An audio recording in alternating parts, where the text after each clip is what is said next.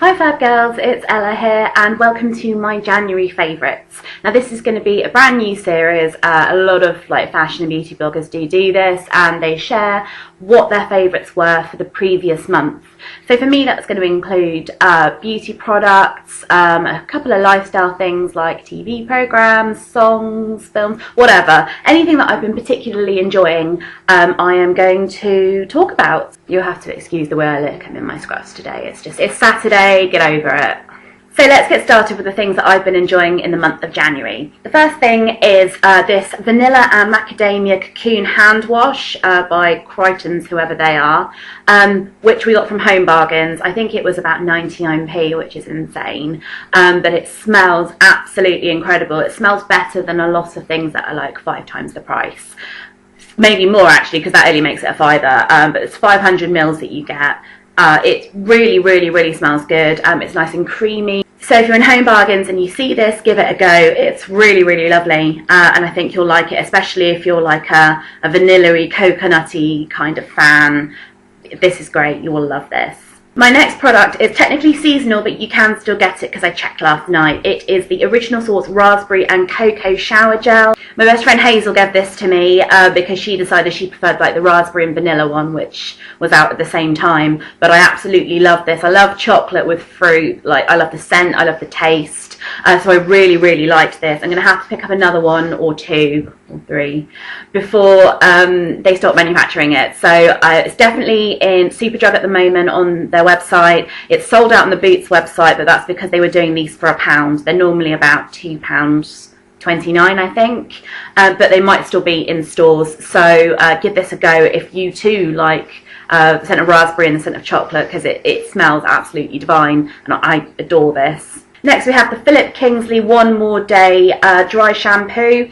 This is fantastic. I go through different dry shampoos like there's no tomorrow. I seem to change my mind every 5 minutes about them, but this is probably the best I've ever used. It's expensive. A full size is about £14, so you know, it might not be for you because it is so pricey, but I found that a lot of dry shampoos will leave your hair and your scalp feeling a little bit dry. This makes it feel super silky. This is obviously a trial size or a travel size. It's not the full size. I think I got this I know off eBay or in like my Birchbox or something like that. I'm not sure, but it leaves your hair so silky, like you've just washed it, rather than dry and, you know, just kind of like all the oil sucked up, if you know what I mean. So I'll probably be buying this again just because it is so nice. It leaves your hair smooth and lovely like no other dry shampoo I've ever used. So yeah, this is a real favourite of mine this month. My next pick is the 17 Blowout Volumized Tease Sculpt mascara. I really like this for a high street mascara. A lot of the mascaras I use are high end. I love Benefits, they're real. I love Lancome mascaras. But for something this costs about £6.50 or something like that, it's so good, and it really gives your lashes really black dark pigment. It really makes them stand out. I'll show you the brush. Really massive brush that you can see here. There we go. And so it gets loads of product on your lashes, makes them look really voluptuous, and I really enjoy this. I actually recommended this to Hazel again. I said if you want to spend more money, go for Benefits, they're real. If you want a bit of a budget, go for this. So this came highly recommended. She chose their real in the end, which she absolutely loved. But I would encourage anybody who's, you know, on a bit of a budget when it comes to mascaras, give this one a go. I was so pleasantly surprised by it. So this is awesome. My next product is a lip gloss by MAC, and this is in the shade Nymphette. Now you won't be able to see this probably, but it is a beautiful rose gold sort of shimmer colour. It is sensational. It's so beautiful that you can wear it during the day and it will just give your lips a little bit of extra glamour, or you can wear it with like a dark smoky eye at night. It's really versatile. This is probably my favourite lip gloss from MAC. I'd buy it again and again and again. It's just stunning. And as you know, probably if you've been reading my blogs, I love rose gold anyway. I don't know how well you can see that, but that is a swatch of the lip gloss. I absolutely adore it. I think you will too, so give this a go if you're in the market for a new MAC lip gloss. The last of my beauty picks is a blusher, and this is by the brand Gosh. The shade's Flower Power, and it's so beautiful. It gives you a really natural, flushed glow. It's perfect for my skin tone, and apparently this has been a blogger's favourites, just because it gives such a beautiful, natural flush to your cheeks, like you're blushing. I think it would be suitable for pretty much any skin tone, just because it's so buildable. You can just sweep a little bit on your cheeks, or you can build it up if you've got darker skin or want more of an effect. I adore this, and I found myself like reaching for it more this month. I've got so many blushes that, as you can imagine, like for one to come to the forefront is quite special. So I picked this up again, and I was thinking, oh, I haven't used this for a bit, I'll give it a go, and I haven't put it down since. So I've been using this more or less non-stop for at least 2 weeks.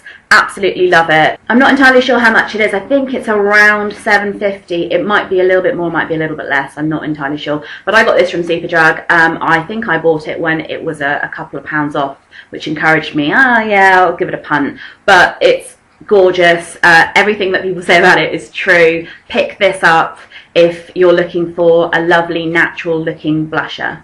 I've also been loving my brush from BEAUTYBAY.com. It's leopard print. If you know me, I love leopard prints. It's a bit tacky looking, but I think it's really cool anyway.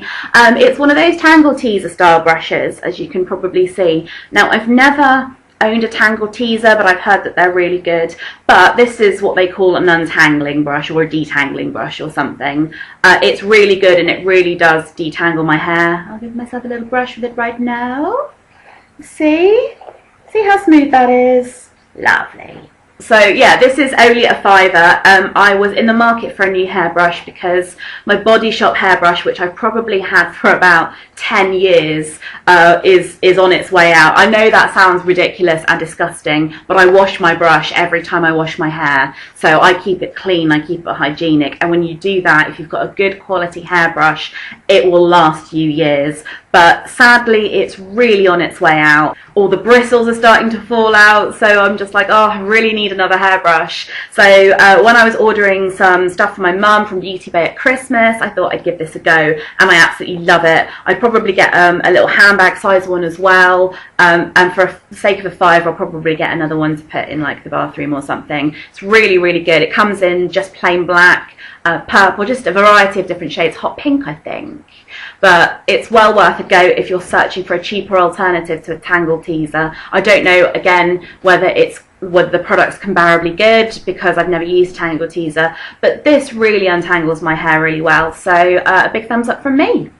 Moving on to the other bits and bobs that I've really been enjoying for January. One of them is my phone case. Now, I've got a Samsung Galaxy Note 2. It's a ye olde phone, but I absolutely love it because it does everything I want it to do. It still works after nearly 2 years, which is rare these days. I see no reason to upgrade it until it goes to silicon heaven. Red Dwarf joke. So as far as I'm concerned, I'm keeping this for as long as I can. But anyway, I ordered this off eBay, and it is literally not a case, but one of the backs that snaps onto the phone itself. I'll link it below, because while you might not have the same phone as me, I have a feeling that you could just select which phone that you actually had. So if you've got one of those compatible phones, you can get the one that's there. It's a really beautiful, just simple picture. It's a girl in a beautiful dress, lovely hair. I just fell in love with it when I saw it, and it's even nicer in real life. So I've really been enjoying this, and I haven't put anything else on it since I got this cover. So this is definitely one of my favourites for the month. On to a couple of TV programmes now. I've been obsessed with The 100. Now, I don't know if you saw it last year, and it's essentially a bit of a post-apocalyptic series. These people live on a spaceship called the Ark, which is deteriorating. They're running out of oxygen, so they send 100 teenagers down to Earth. So essentially, I think there was some sort of nuclear war a few hundred years ago, and they're sending these kids down to check whether the radiation levels are safe for them to actually go back to Earth and inhabit it. So last year, which was season 1, was just really, really, really good anyway. It was a kind of Lord of the Flies meets the Hunger Games, I suppose.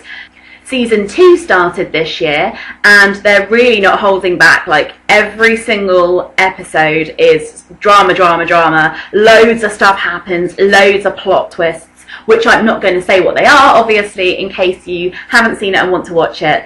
But every time I watch an episode of The 100, I just get so excited from start to finish. It's stuff happening, there's not a quiet moment, and I really, really, really enjoy it. And I need to get season 1 on Blu-ray, but season 2 has just exceeded my expectations, which were pretty high anyway. So if you've not seen The 100 yet, you need to just get all over it. It's wonderful. Also in TV, I've really been enjoying The Undateables and also Too Ugly for Love. Now, The Undateables is showing on Channel 4. I'm not sure if it's come to an end yet, actually. But Too Ugly for Love, I believe, is still running, and that's showing on TLC. Now, if you've been living under a rock and you've not seen The Undateables, it's essentially about people who have learning difficulties or autism, Asperger's, anything like that, who find it difficult to meet people, and they go to introduction agencies and things like that, and we see them go on dates.